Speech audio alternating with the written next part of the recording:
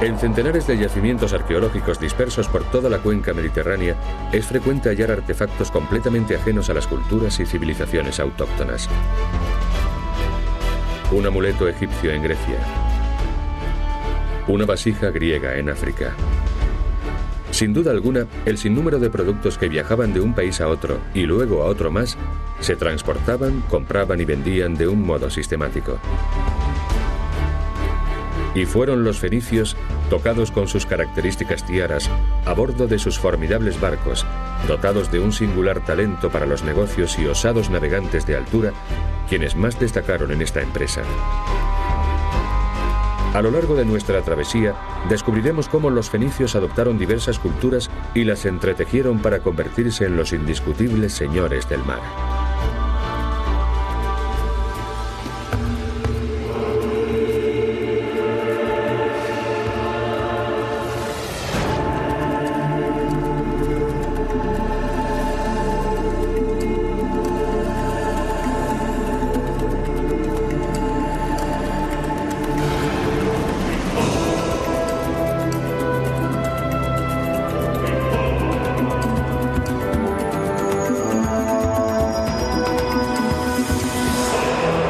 Secretos de la arqueología.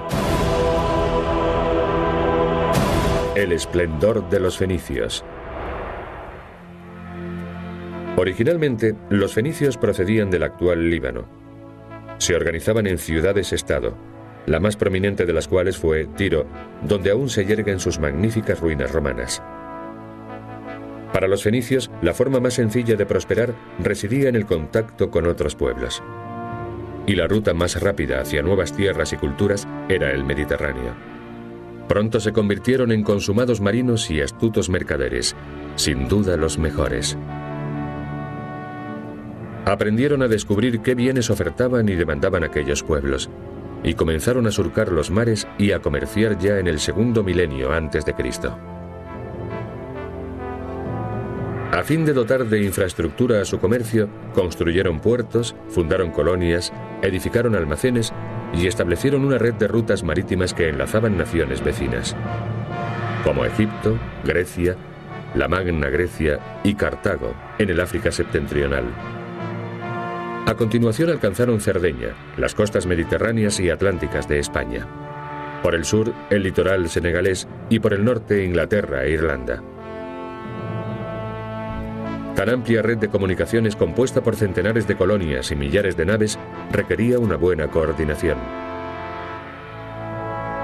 Durante años, los estudiosos especularon acerca de los medios de comunicación empleados por los fenicios en aquellos remotos tiempos para organizar el almacenaje y la compraventa de tal variedad de artículos. El descubrimiento de este sarcófago, en el cual fue inhumado el monarca fenicio Ahiram, que reinó en el siglo XIII antes de nuestra era, permitió a los arqueólogos comprender las razones de su notabilísima capacidad organizadora. Grabado en el féretro se encuentra el más antiguo ejemplo de escritura alfabética. Se compone de letras, no de jeroglíficos. Los fenicios fueron los inventores del alfabeto, una herramienta que resultó ser imprescindible para el establecimiento de su grandiosa red comercial. La siguiente comparación nos ayudará a hacernos una idea de lo extraordinario de esta innovación. A la derecha vemos dos jeroglíficos egipcios y a la izquierda dos caracteres del abecedario fenicio, la M y la H. Combinando ambas letras, el lector ya no necesitaba interpretar un concepto expresado por medio de un jeroglifo o ideograma. Contaba con un código concreto que siempre significaba lo mismo y tenía ese mismo significado para cualquier lector. Los comandantes de las flotas fenicias debían dominar un buen número de disciplinas. No solo necesitaban ser expertos conocedores de los mares y las tierras extranjeras, sino que además debían dominar igualmente bien el arte del comercio, qué comprar y qué vender. Una de sus preciosas mercancías era el legendario cedro del Líbano, una madera excelente para la construcción de sólidos cargueros y navíos de guerra. Adquirían la madera de Baalbek, una ciudad situada en las montañas que componían el telón de fondo de las localidades fenicias del litoral libanés. Durante su período helenístico, el nombre de Baalbek, la ciudad del sol, la ciudad de Baal, fue traducido al griego, Heliópolis. Estudiando el sentido de esas esvásticas y otros indicios como los diferentes colores de las columnas del yacimiento, los arqueólogos concluyeron que el colosal templo que domina la urbe estaba dedicado a Baal, el dios Sol, epónimo de la ciudad. Pero, ¿por qué se pintaron las columnas en tonos diversos? El misterio queda resuelto si se relacionan las columnas con los puntos cardinales. Las columnas oscuras se orientan a poniente, mientras que las de color claro dan a oriente. Se supone que simbolizan la vida y la muerte, el nacimiento y el ocaso del sol. En torno al año 60 de nuestra era, la cela del Templo del Sol era el edificio más destacado del recinto sacro, con sus 54 columnas de más de 18 metros de altura y 2 de diámetro. Tras cargar los troncos de cedro en sus carros, los mercaderes regresaban a la costa, donde sus barcos los aguardaban. En la Biblia, el profeta Ezequiel afirma que la ciudad fenicia de Biblos, también situada en el Líbano, albergaba los mayores astilleros de la antigüedad. Cruzar los mares no era una tarea baladí, ni siquiera a bordo de un buen bajoel. Esta es una de las razones por las que en toda el área mediterránea se impetraba el auxilio de las divinidades. Estas preciosas estatuas de bronce bañadas en oro lucen un singular tocado, el libad, una prenda típicamente fenicia. En Biblos se han hallado innumerables esculturas. Se trata de exvotos empleados para invocar el favor de los dioses. Se descubrieron en uno de los principales centros de culto de la religión fenicia, el Templo de los Obeliscos. Tanto en Biblos como en otras urbes fenicias se han encontrado los restos de numerosos mercantes fenicios. La típica nave fenicia medía 20 metros de eslora por 5 de manga, lo suficientemente espaciosa como para transportar grandes cantidades de la preciosísima madera de cedro y lujosos tejidos de color rojizo teñidos con el producto extraído de un molusco llamado púrpura. Los fenicios deben su nombre a estas telas, ya que se deriva del término griego phoenix, que significa púrpura, escarlata. Esta valiosísima mercadería tenía buena salida en cualquier puerto. No obstante, los mejores capitanes preferían comerciar con un género que valía su peso en oro, los kuroi. El kuros es el paradigma de la armonía y la proporción del cuerpo masculino.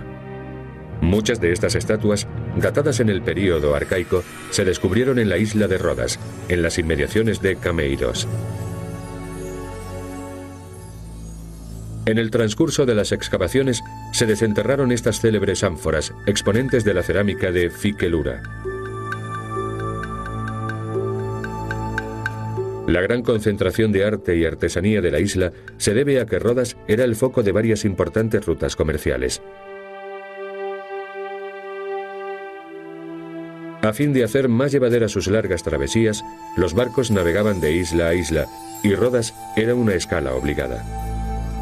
Aquí se encuentra el Cózon, o dique seco de la colonia, que se conserva intacto al cabo de los milenios.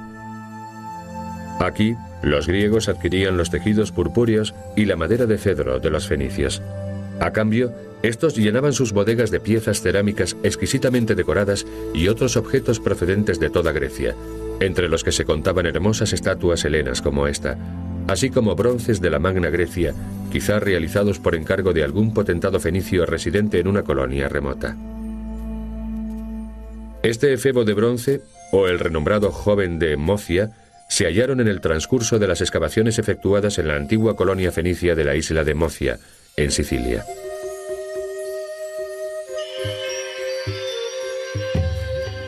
Las estatuas dan testimonio del alcance del comercio fenicio por el Mediterráneo, un auténtico intercambio transcultural. El navío, ya cargado de ánforas, esculturas y joyas, continúa viaje hacia Occidente. Transpone las columnas de Hércules, el actual estrecho de Gibraltar, y se dirige al sur bordeando las playas atlánticas de África que se extienden entre Marruecos y Guinea. El fenicio fue el único pueblo lo suficientemente atrevido como para arriesgarse en aguas atlánticas. Las gentes de la antigüedad no osaban aventurarse más allá de las columnas de Hércules, ya que estaban convencidas de que tras ellas se encontraba el fin del mundo. ¿Qué impelía a los fenicios a viajar tan lejos? El historiógrafo griego Heródoto dejó constancia de la razón: el oro. Los fenicios desestiman sus mercaderías y las depositan en la costa. A continuación regresan a bordo y envían señales de humo. Los lugareños divisan el humo, colocan el oro que les ofrecen en pago junto a la mercancía y se retiran. Los fenicios desembarcan y examinan el oro. Si estiman que la cantidad de oro se corresponde con el valor de su género, lo toman y se marchan. De no ser así, vuelven a sus barcos y aguardan hasta que sus expectativas queden satisfechas. Los pueblos africanos eran tan aficionados a los productos del este del Mediterráneo como desdeñosos del metal amarillo abundante en su terruño. Los fenicios hacían un negocio redondo. Les dejaban cerámica y joyas de saldo y partían cargados de oro. Acto seguido, el barco se dirige al norte. De las excavaciones efectuadas en Inglaterra e Irlanda, se desprende que los fenicios arribaron incluso a estas latitudes tan septentrionales. Los numerosos hallazgos indican que a cambio de loza y alhajas, los pueblos del norte les entregaban estaño, un metal muy estimado que tanto griegos como fenicios empleaban para producir bronce y otras aleaciones. Irlanda era el punto de desembarco más septentrional de la ruta fenicia, de modo que tras haber trocado todo su género, los marinos emprendían la travesía de regreso. Sus viajes siempre presagiaban peligros. Cuando estallaba una tormenta en el Atlántico Norte, el arrojado capitán salvaguardaba las vidas de sus tripulantes y la integridad de su carga amarrándose a la proa del navío, a fin de ver con mayor claridad y evitar los arrecifes. Desde allí daba sus órdenes a la tripulación. Si tenían la suerte de sobrevivir a la tempestad, tomaban rumbo sur hacia la colonia fenicia de Gadir, la moderna Cádiz. Aquí los mercaderes compraban hierro y lo pagaban con oro. Después ponían proa a Mallorca y desde allí hacia sus opulentos asentamientos de Cerdeña. En esta isla, una campaña arqueológica sacó a la luz una mina de oro. Evidentemente no se trataba de una veta ni de un filón, sino de un magnífico tesoro compuesto por joyas áureas que actualmente se exponen en el Museo Arqueológico Nacional de Cagliari.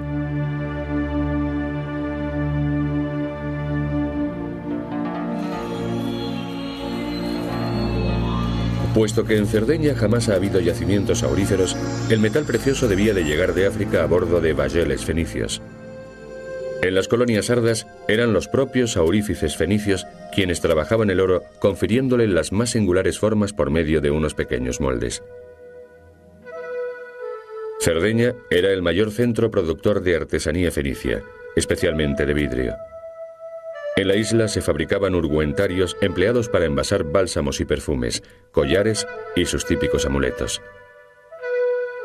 Durante siglos se creyó que los fenicios habían sido los inventores del vidrio. Aunque tal teoría ya está desprestigiada, es evidente que eran unos maestros vidrieros sin par. Durante muchos años, los arqueólogos se hicieron cruces acerca de la ambigua sonrisa de estas burlonas máscaras. Ignoraban asimismo la razón de ser de los larguísimos brazos de ciertas esculturas. Tan solo al cabo de años de investigación hallaron la respuesta. Las máscaras se empleaban para ahuyentar a los espíritus malignos de las tumbas. En cuanto a las estatuas, estaban relacionadas con los aspectos más esotéricos de la medicina fenicia. Se ofrendaban a las deidades implorando un rápido restablecimiento. Las manos tocaban el lugar exacto donde se encontraba la dolencia, casi como si el enfermo quisiese recordar a los dioses que debían curarle.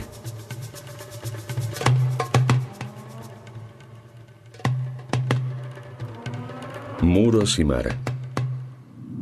Esta combinación suele implicar que nos encontramos ante un emporio fenicio, es decir, un destacado centro comercial. Puede que el sitio arqueológico de Zarros, en Cerdeña, no conserve ninguna gran estructura arquitectónica aún en pie.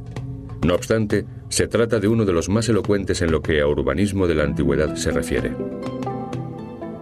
Aquí los fenicios permutaban parte de su hierro, plomo, estaño y oro por joyas. Zarros fue uno de los principales centros joyeros de su época. Amén de los numerosos vestigios fenicios, en la isla se encuentra una singularísima construcción circular llamada nuraga. La vivienda fortaleza típica de la civilización nurágica, el pueblo autóctono de Cerdeña dominado por los fenicios. He aquí la imagen que debía de ofrecer la aldea hace 3000 años.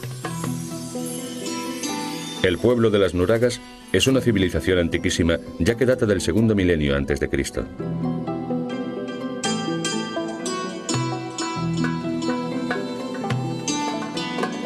Sus poblaciones eran sumamente abigarradas, surcadas por angostas y serpenteantes callejas que facilitaban la defensa en caso de incursión enemiga.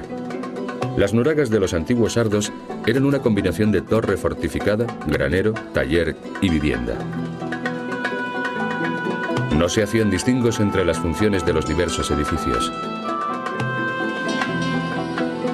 Tan solo existía la Nuraga, un lugar de habitación donde las actividades productivas y la vida familiar se desarrollaban en torno a una hoguera, el centro sobre el que gravitaba la morada. Pero, ¿qué significa exactamente el término Nuraga? Al parecer se debe a la tipología constructiva del edificio.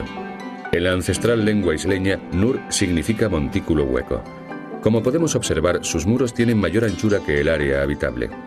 En su fábrica se emplean grandes piedras superpuestas en seco, es decir, sin argamasa. Las Nuragas podían llegar a alcanzar los 10 metros de altura sin necesidad de utilizar mortero de cal. Y en efecto semejan montículos.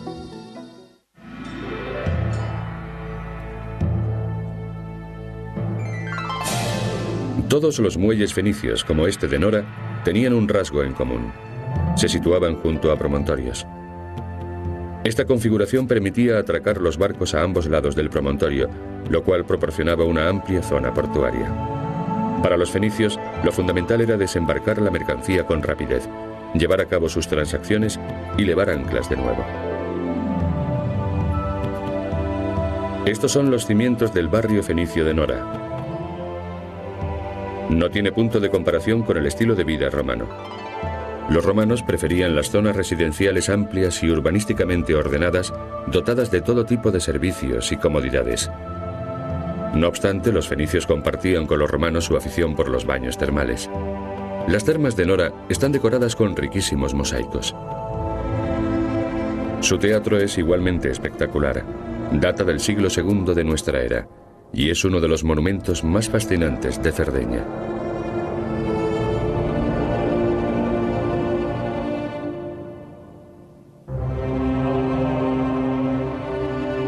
De este puerto fenicio, construido en el siglo V antes de Jesucristo, las naves volvían a zarpar, ahora repletas de aún más joyas y objetos preciosos. Uno de los mayores misterios arqueológicos de este siglo está relacionado con el puerto de Cartago, la reina del Mediterráneo, la más poderosa colonia fenicia.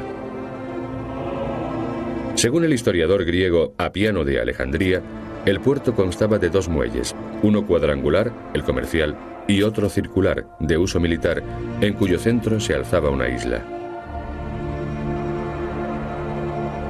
No obstante, en tiempos modernos, ningún lugar parecía corresponderse con el descrito por Apiano, hasta que en el siglo XIX el escritor René Chateaubriand reparó en 2 lagunas cercanas a la bahía de Le Cram, muy similares en forma y tamaño a los puertos descritos por Apiano.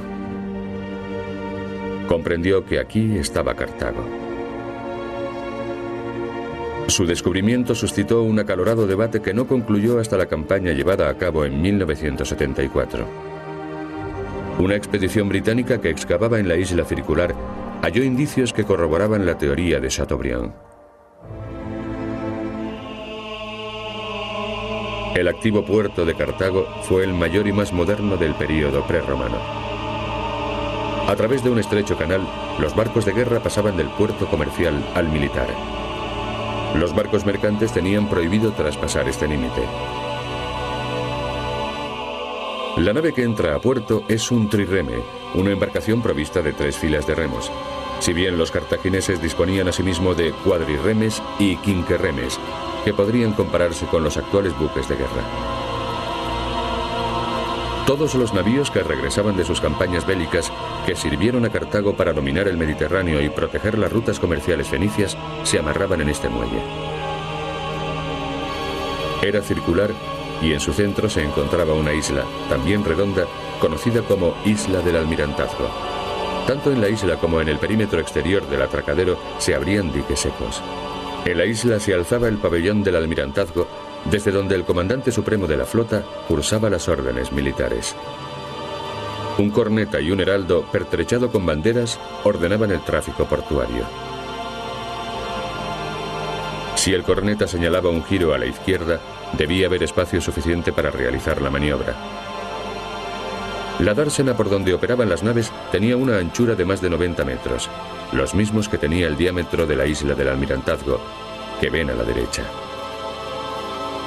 En el centro había 30 atracaderos y otros 140 más en su cara externa. Dado que algunos de los profundos amarraderos centrales podían albergar 2 naves, el muelle podía acoger hasta 200 buques simultáneamente. En invierno, el puerto militar de Cartago siempre estaba atestado, ya que el mal tiempo hacía sumamente peligrosa la navegación por las agitadas aguas del Mediterráneo. Por lo tanto, se procuraba evitar los conflictos bélicos durante los meses invernales. Sin embargo, era la época idónea para el mantenimiento de las naves. Los trirremes se izaban a tierra firme por la suave pendiente que describe la isla. Unos tablones de madera dispuestos transversalmente facilitaban el agarre de los barcos al ascender por la rampa, llamada grada. A la entrada de estas instalaciones, unas columnas jónicas situadas a nivel del mar daban la impresión de conformar un pórtico que daba mayor prestancia al complejo militar. Los bayoles también se embellecían. Normalmente las naves fenicias llevaban ojos pintados en la proa a fin de infundir terror a sus enemigos. Los buques de guerra, a diferencia de los mercantes, disponían de remos y remeros, lo que les permitía alcanzar mayores velocidades. Amén de excelentes marinos, los fenicios eran magníficos constructores navales. Fabricaban embarcaciones en serie y reemplazaban los navíos hundidos por el enemigo con gran prontitud. Todas las piezas del barco iban perfectamente identificadas con rótulos y se almacenaban listas para un rápido ensamblaje. Esta técnica les permitía construir toda una flota en un tiempo récord. El centro comercial cartaginés se hallaba en Byrsa, la colonia donde se erguía la Acrópolis de Cartago. Aquí es donde se realizaban las principales operaciones mercantiles, la compraventa de la joyería y el vidrio importados de Cerdeña. Estos bienes tenían mucha demanda en Cartago. A su regreso de Fenicia, las naves remontaban el Nilo hacia el grandioso y enigmático reino de los faraones. Aunque en la religión egipcia primaba el mundo de ultratumba, la realeza no desdeñaba los tesoros terrenales. Los fenicios intercambiaban las piezas de orfebrería procedentes de Zarros por lino, un resistente tejido que tan solo los egipcios sabían elaborar. Este material era indispensable para la confección del resistente velamen de los bayeles fenicios. Seguramente adquirían asimismo originales mercancías muy al gusto de la corte persa, como por ejemplo monos y cocodrilos. Finalmente, y completando el ciclo, al arribar a la ciudad de Tiro, vendían los animales exóticos a los persas y el lino a sus compatriotas. Como beneficio les quedaban el oro, la plata y además mucho más dinero del que habían pagado por la madera de cedro en Baalbek.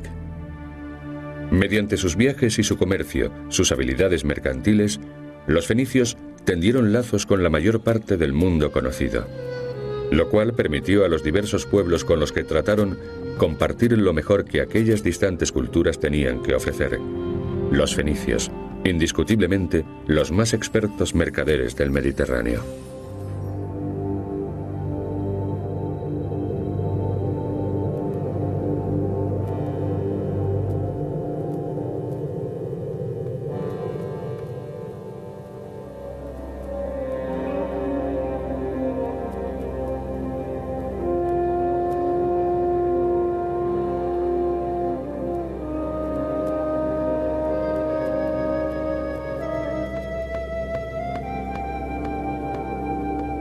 Cultural.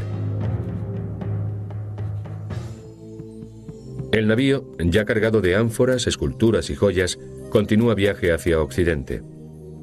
Transpone las columnas de Hércules, el actual estrecho de Gibraltar, y se dirige al sur bordeando las playas atlánticas de África que se extienden entre Marruecos y Guinea. El fenicio fue el único pueblo lo suficientemente atrevido como para arriesgarse en aguas atlánticas. Las gentes de la antigüedad no osaban aventurarse más allá de las columnas de Hércules, ya que estaban convencidas de que tras ellas se encontraba el fin del mundo. ¿Qué impelía a los fenicios a viajar tan lejos? El historiógrafo griego Heródoto dejó constancia de la razón: el oro. Los fenicios desestiman sus mercaderías y las depositan en la costa. A continuación regresan a bordo y envían señales de humo. Los lugareños divisan el humo, colocan el oro que les ofrecen en pago junto a la mercancía y se retiran. Los fenicios desembarcan y examinan el oro. Si estiman que la cantidad de oro se corresponde con el valor de su género, lo toman y se marchan. De no ser así, vuelven a sus barcos y aguardan hasta que sus expectativas queden satisfechas. Los pueblos africanos eran tan aficionados a los productos del este del Mediterráneo como desdeñosos del metal amarillo abundante en su terruño. Los fenicios hacían un negocio redondo. Les dejaban cerámica y joyas de saldo y partían cargados de oro. Acto seguido, el barco se dirige al norte. De las excavaciones efectuadas en Inglaterra e Irlanda, se desprende que los fenicios arribaron incluso a estas latitudes tan septentrionales. Los numerosos hallazgos indican que a cambio de loza y alhajas, los pueblos del norte les entregaban estaño, un metal muy estimado que tanto griegos como fenicios empleaban para producir bronce y otras aleaciones. Irlanda era el punto de desembarco más septentrional de la ruta fenicia, de modo que tras haber trocado todo su género, los marinos emprendían la travesía de regreso. Sus viajes siempre presagiaban peligros. Cuando estallaba una tormenta en el Atlántico Norte, el arrojado capitán salvaguardaba las vidas de sus tripulantes y la integridad de su carga amarrándose a la proa del navío, a fin de ver con mayor claridad y evitar los arrecifes.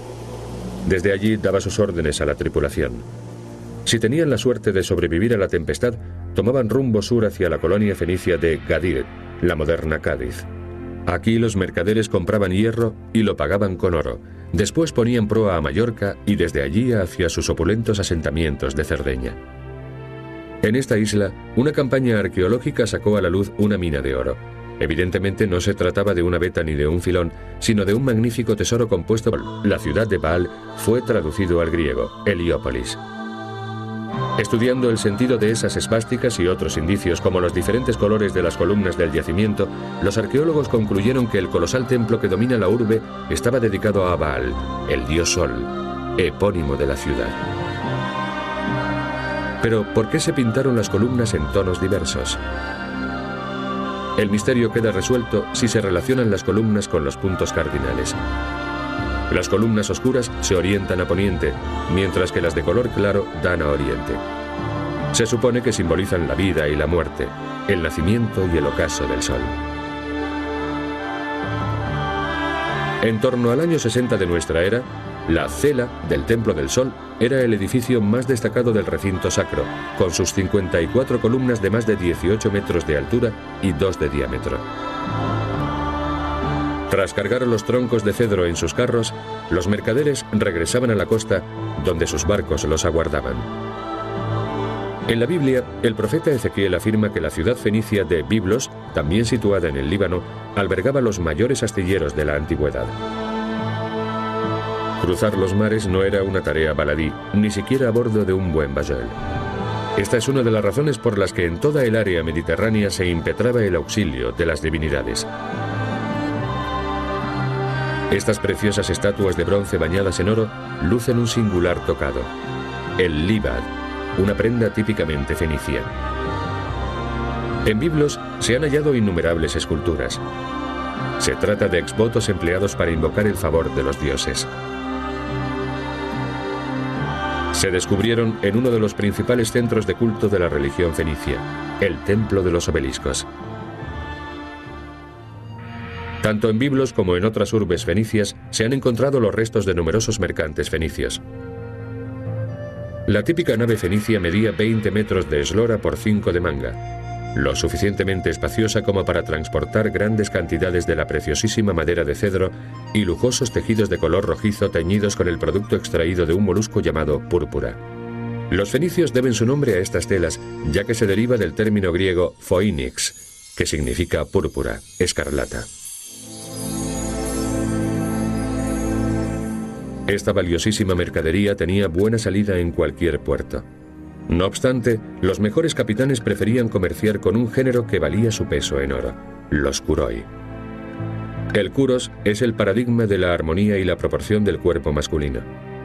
Muchas de estas estatuas, datadas en el período arcaico, se descubrieron en la isla de Rodas, en las inmediaciones de Cameiros. En el transcurso de las excavaciones ya no necesitaba interpretar un concepto expresado por medio de un jeroglifo o ideograma. Contaba con un código concreto que siempre significaba lo mismo y tenía ese mismo significado para cualquier lector.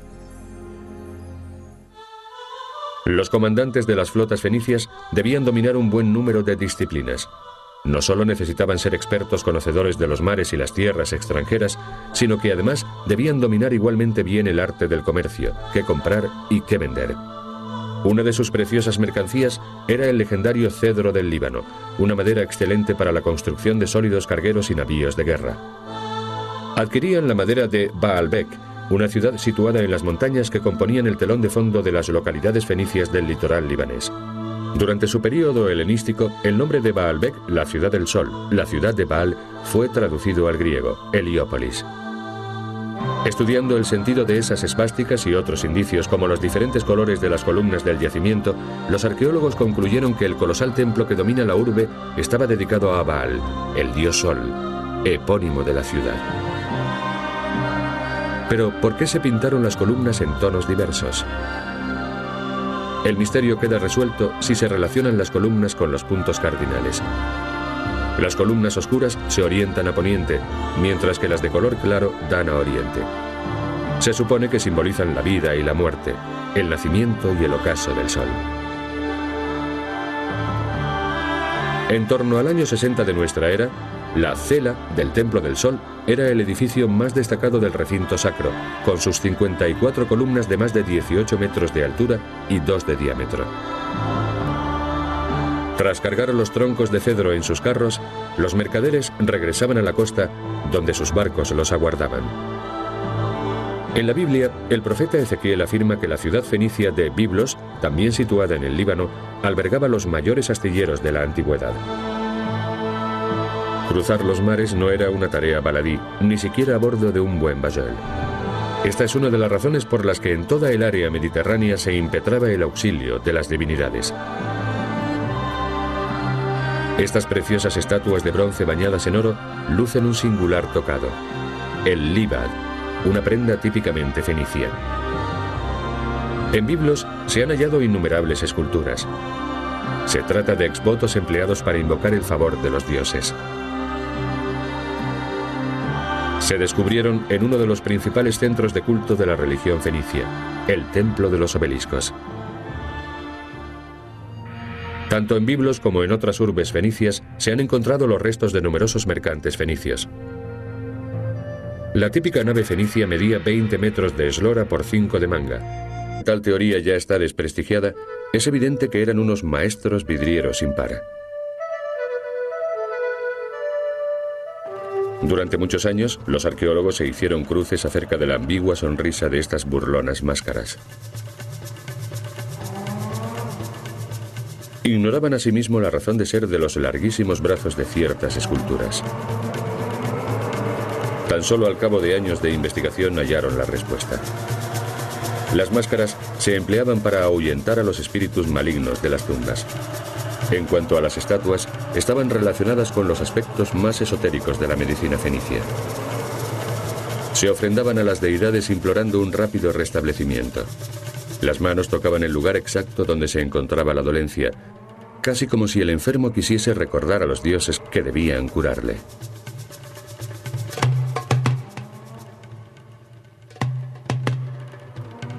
Muros y mar. Esta combinación suele implicar que nos encontramos ante un emporio fenicio, es decir, un destacado centro comercial. Puede que el sitio arqueológico de Zarros, en Cerdeña, no conserve ninguna gran estructura arquitectónica aún en pie.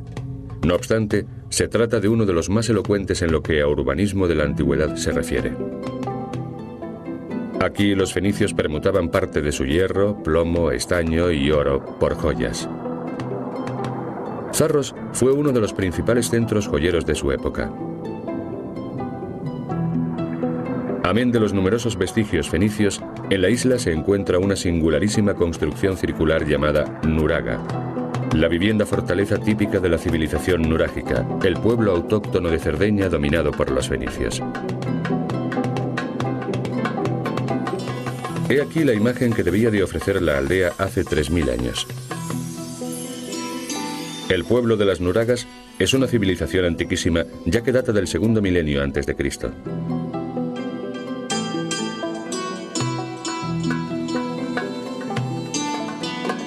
Sus poblaciones eran sumamente abigarradas, surcadas por angostas y serpenteantes callejas que facilitaban la defensa en caso de incursión enemiga. Las nuragas de los antiguos sardos eran una combinación de torre fortificada, granero, taller y vivienda. No se hacían distingos entre las funciones de los diversos edificios.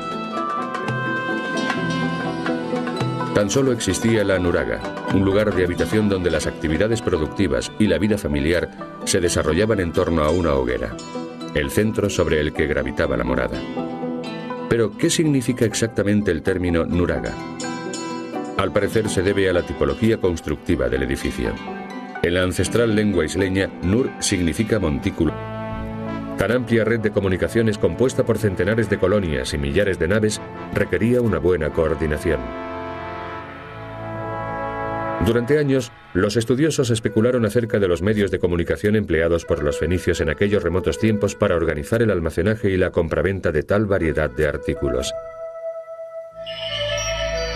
El descubrimiento de este sarcófago, en el cual fue inhumado el monarca fenicio Ahiram, que reinó en el siglo XIII antes de nuestra era, permitió a los arqueólogos comprender las razones de su notabilísima capacidad organizadora. Grabado en el féretro se encuentra el más antiguo ejemplo de escritura alfabética. Se compone de letras, no de jeroglíficos. Los fenicios fueron los inventores del alfabeto, una herramienta que resultó ser imprescindible para el establecimiento de su grandiosa red comercial. La siguiente comparación nos ayudará a hacernos una idea de lo extraordinario de esta innovación. A la derecha vemos dos jeroglíficos egipcios y a la izquierda dos caracteres del abecedario fenicio, la M y la H. Combinando ambas letras, el lector ya no necesitaba interpretar un concepto expresado por medio de un jeroglifo o ideograma. Contaba con un código concreto que siempre significaba lo mismo y tenía ese mismo significado para cualquier lector. Los comandantes de las flotas fenicias debían dominar un buen número de disciplinas. No solo necesitaban ser expertos conocedores de los mares y las tierras extranjeras, sino que además debían dominar igualmente bien el arte del comercio, qué comprar y qué vender. Una de sus preciosas mercancías era el legendario cedro del Líbano, una madera excelente para la construcción de sólidos cargueros y navíos de guerra. Adquirían la madera de Baalbek, una ciudad situada en las montañas que componían el telón de fondo de las localidades fenicias del litoral libanés. Durante su período helenístico, el nombre de Baalbek, la ciudad del sol, la ciudad de Baal, fue traducido al griego, Heliópolis. Estudiando el sentido de esas esvásticas y otros indicios como los diferentes colores de las columnas del yacimiento, los arqueólogos concluyeron que el colosal templo que domina la urbe estaba dedicado a Baal, el dios sol, epónimo de la ciudad. Pero, ¿por qué se pintaron las columnas en tonos diversos? El misterio queda resuelto si se relacionan las columnas con los puntos cardinales. Las columnas oscuras se orientan a poniente, mientras que las de color claro dan a oriente. Se supone que simbolizan la vida y la muerte, el nacimiento y el ocaso del sol. En torno al año 60 de nuestra era, la cela del Templo del Sol era el edificio más destacado del recinto sacro, con sus 54 columnas de más de 18 metros de altura y 2 de diámetro. La arqueológica sacó a la luz una mina de oro. Evidentemente no se trataba de una veta ni de un filón, sino de un magnífico tesoro compuesto por joyas áureas que actualmente se exponen en el Museo Arqueológico Nacional de Cagliari.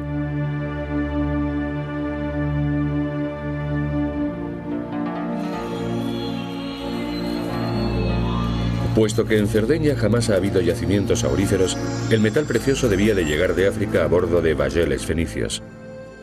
En las colonias sardas eran los propios aurífices fenicios quienes trabajaban el oro, confiriéndole las más singulares formas por medio de unos pequeños moldes. Cerdeña era el mayor centro productor de artesanía fenicia, especialmente de vidrio.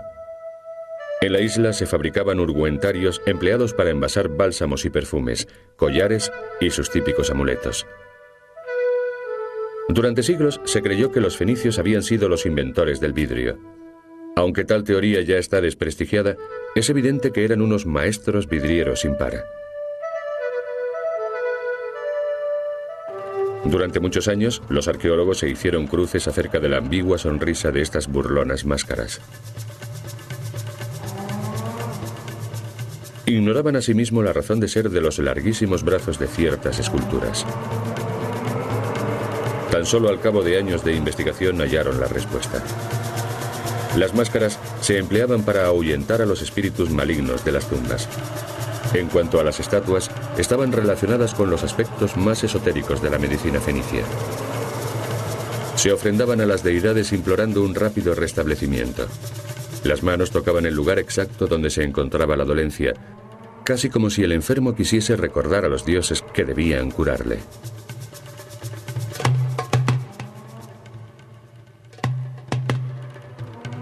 Muros y mar. Esta combinación suele implicar que nos encontramos ante un emporio fenicio, es decir, un destacado centro comercial. Puede que el sitio arqueológico de Zarros, en Cerdeña, no conserve ninguna gran estructura arquitectónica aún en pie. No obstante, se trata de uno de los más elocuentes en lo que a urbanismo de la antigüedad se refiere. Aquí los fenicios permutaban parte de su hierro, plomo, estaño y oro por joyas. Zarros fue uno de los principales centros joyeros de su época. Amén de los numerosos vestigios fenicios, en la isla se encuentra una singularísima construcción circular llamada nuraga, la vivienda fortaleza típica de la civilización nurágica, el pueblo autóctono de Cerdeña dominado por los fenicios. He aquí la imagen que debía de ofrecer la aldea hace 3000 años.